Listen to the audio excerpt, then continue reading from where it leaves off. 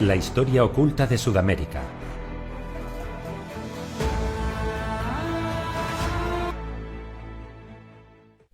Esta historia surge en lo más profundo de la selva amazónica. Karl Brugger fue el encargado de registrar y publicar la Crónica de Akakor, obra basada en el testimonio de Tatún Kanara, quien se presenta como el príncipe de la tribu de los Uga Mongulala, un pueblo que tiene recogido todo lo sucedido desde hace 15.000 años, en el lenguaje de los antiguos dioses, desde su llegada procedente de las estrellas, así como la creación de las diferentes tribus indígenas de Sudamérica, la llegada a este territorio del pueblo nórdico europeo de los godos o la de los españoles en busca del Nuevo Mundo e incluso de los nazis de Hitler. Comienza la Edad de Oro con la llegada de los maestros antiguos, así cuenta.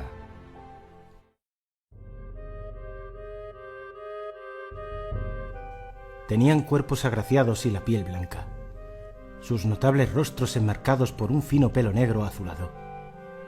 Una poblada barba cubría el labio superior y el mentón. Al igual que los hombres, eran criaturas vulnerables de carne y hueso.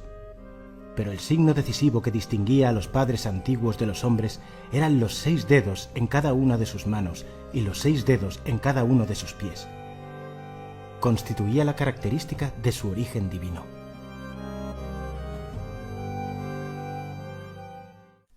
Los dioses escogieron a sus servidores para que vivieran con ellos y les transmitieron sus conocimientos, llegando a fundar la tribu de los Uga Mongulala, que se traduce como las tribus escogidas aliadas.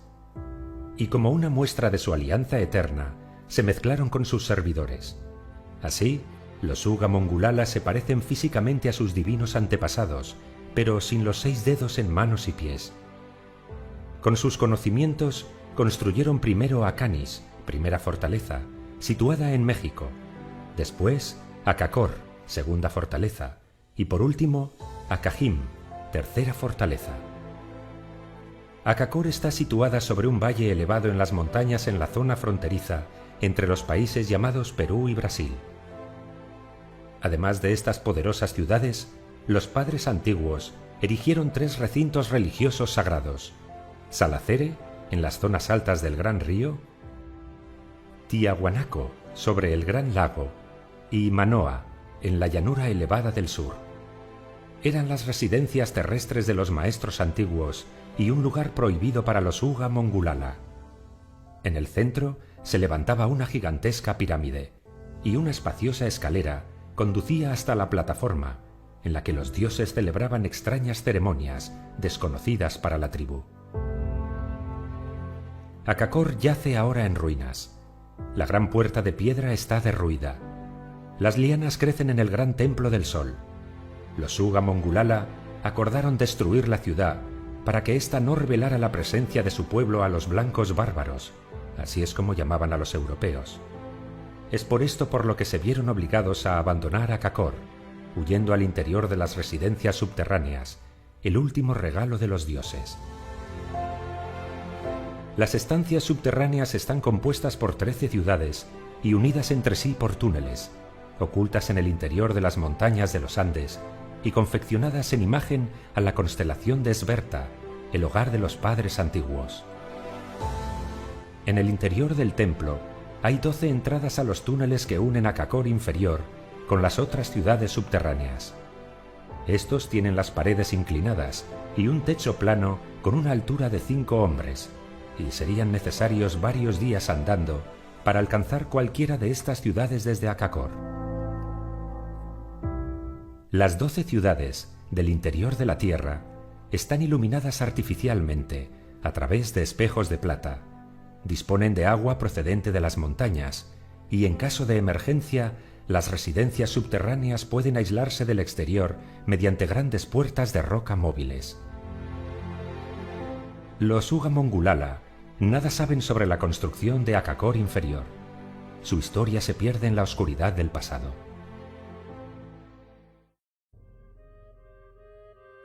Y los dioses gobernaron desde Akakor.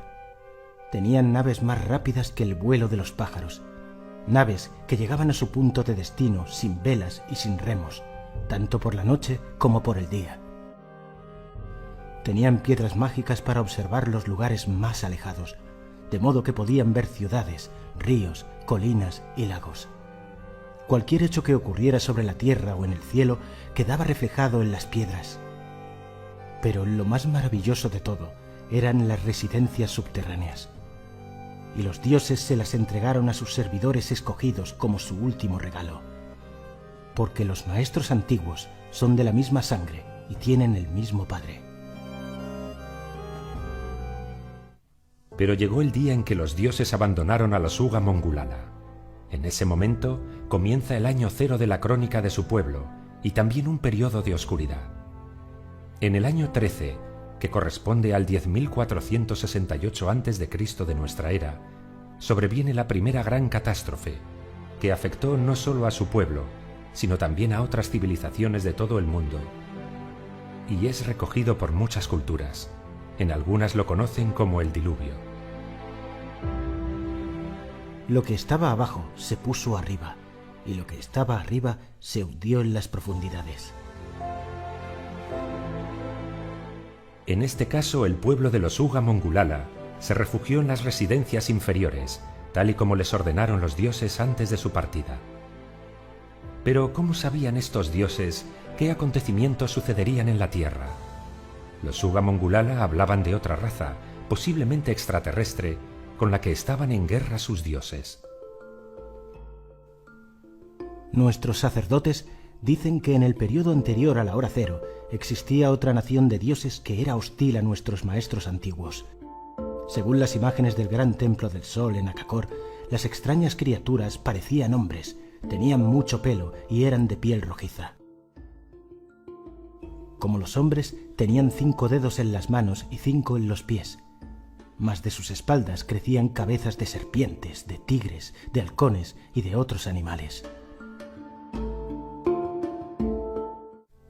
Según narran las crónicas de Akakor, después de esta catástrofe la estructura geológica del terreno cambió y los lugares sagrados de Salacere, Tiahuanaco y Manoa fueron destruidos por la furia terrible de los dioses. A esta primera catástrofe le siguió otra. Castigaremos al pueblo, lo erradicaremos de la faz de la tierra, al hombre y al ganado, a los gusanos y a los pájaros del cielo, porque han rechazado nuestro legado. Los Uga Mongulala estaban al borde de la extinción a consecuencia de las guerras con otros pueblos, pero según narran sus escritos, los maestros antiguos regresaron.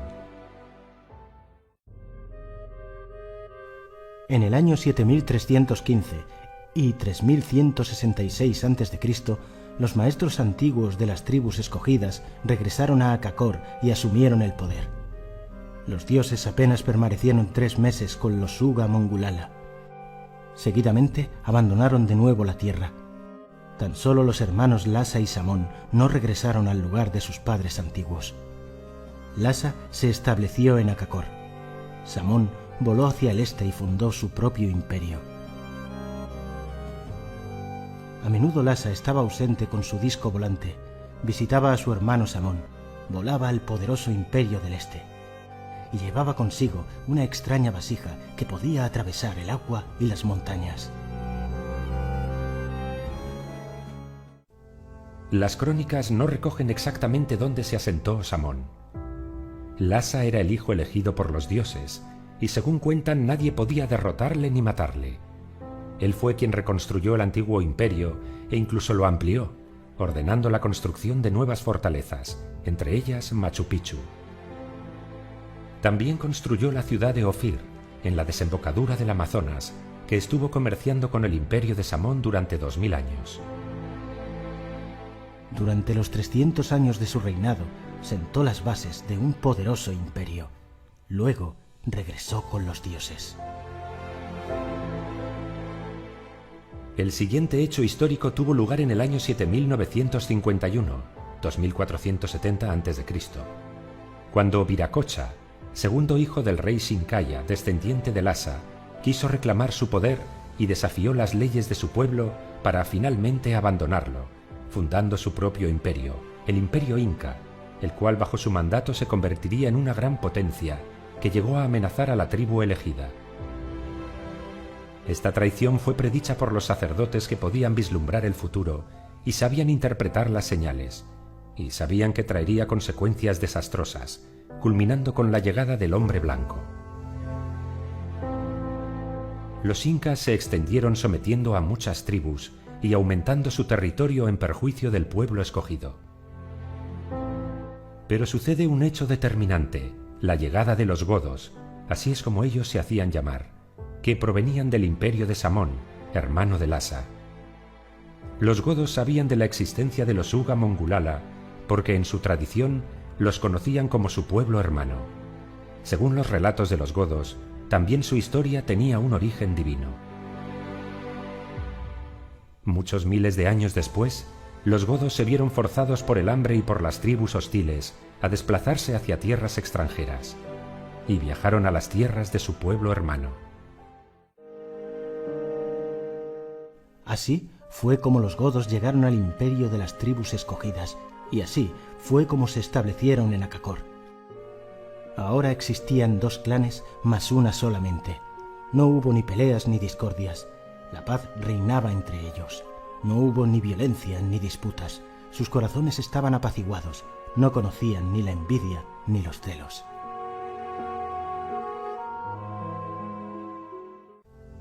Ahora Akakor contaba con la ayuda de un pueblo más avanzado tecnológicamente y con más conocimientos en la guerra, lo que supuso el resurgir del imperio.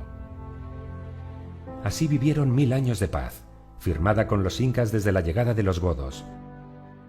Pero esta etapa se vio interrumpida con la llegada del hombre blanco.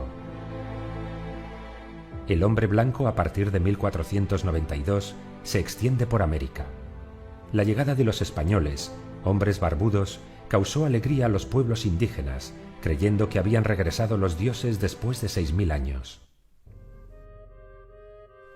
Pero los sacerdotes, que conocen todas las cosas, que ven el futuro y para quienes nada permanece oculto, observaron signos ominosos en el cielo. Muy pronto se descubrió que las noticias sobre el retorno de nuestros maestros antiguos constituían un cruel error. Los Uga Mongulala se vieron obligados a retirarse a las ciudades subterráneas interiores, abandonando ciudades como la de Machu Picchu. Desde la llegada de los españoles, el pueblo indígena ha visto cómo su espacio exterior ha sido invadido por explotadores del caucho, buscadores de oro y todo tipo de saqueadores, lo que provocó constantes enfrentamientos con los Uga Mongulala.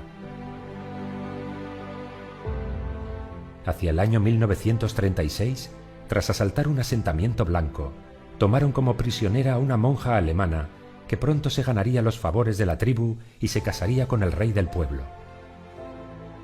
Esta mujer, viendo que el pueblo iba desapareciendo poco a poco, viajó a su país en busca de aliados, regresando a Akakor con representantes de la Alemania nazi, con los que firmaron una alianza, mediante la cual se les proveería de material de guerra y soldados para instruirles y así poder hacer frente a los blancos bárbaros. Los nazis no solo buscaban un aliado más que se sumara a su causa, también querían apropiarse de los conocimientos de los pueblos antiguos. Se sabe que a través de los departamentos secretos de la Alemania nazi, Hitler buscaba las entradas secretas al mundo subterráneo, además de tecnología antigua. Llegaron soldados alemanes entre 1941 y 45, fecha en la que alcanzaron la cifra de 2000. Pero al acabar la guerra, las comunicaciones se cortaron y los alemanes quedaron atrapados en Akakor. Estos pasaron a formar parte de la tribu, ya que no les podían dejar marchar por si revelaban la existencia de la ciudad oculta. Después de la Segunda Guerra Mundial, unas 30.000 personas vivían en las ciudades subterráneas. Algunas quedaron desiertas, llenas de objetos y de material de guerra. La luz artificial todavía iluminaba las 13 ciudades de los dioses. Las grandes puertas de piedra todavía pueden ser movidas tan suavemente como hace 10.000 años. Los alemanes interpretaron que los padres antiguos habían abandonado las residencias de los dioses en una huida precipitada, pero no pudieron explicar el secreto de Akakor inferior. Su construcción es un misterio tecnológico. Porque los supuestos dioses construyeron las ciudades según sus propios planes, desconocidos para los Uga Mongulala. Solamente cuando ellos regresen comprenderán los humanos sus trabajos y sus actos. En 1968, tras la muerte del jefe Shinkaya, el Consejo Supremo se reunió para elegir al nuevo príncipe y legítimo gobernador de los Uga Mongulala.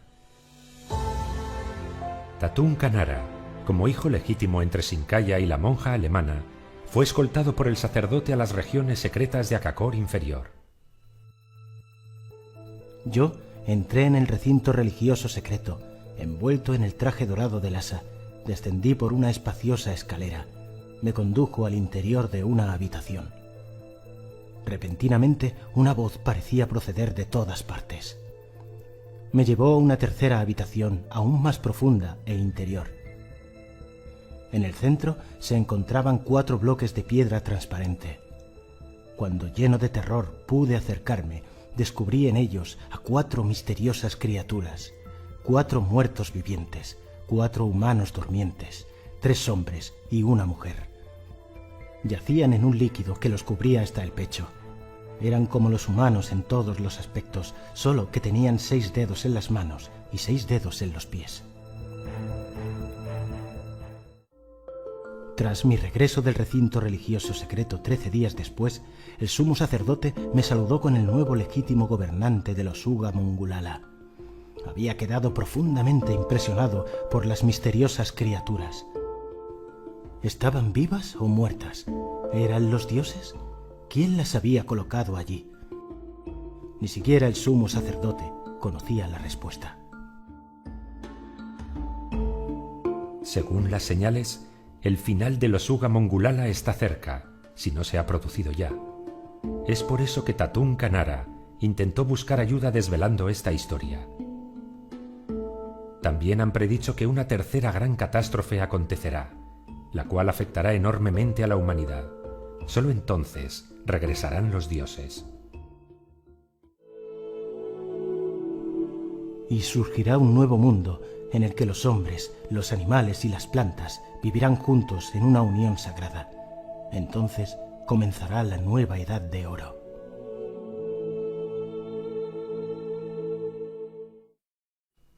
¿Es posible que esta historia sea auténtica? ¿O acaso fue solo una invención de Tatun Kanara o incluso el periodista alemán Karl Brugger? No podemos saberlo con certeza, pero hay tantos detalles en el relato que nos hacen plantearnos la posibilidad de que Akakor sea real, en contraposición con la historia oficial. Sería una más de las tantas experiencias relatadas por todo el mundo que no encajan con la historia preestablecida. Un misterio que, de momento, sigue sin respuesta.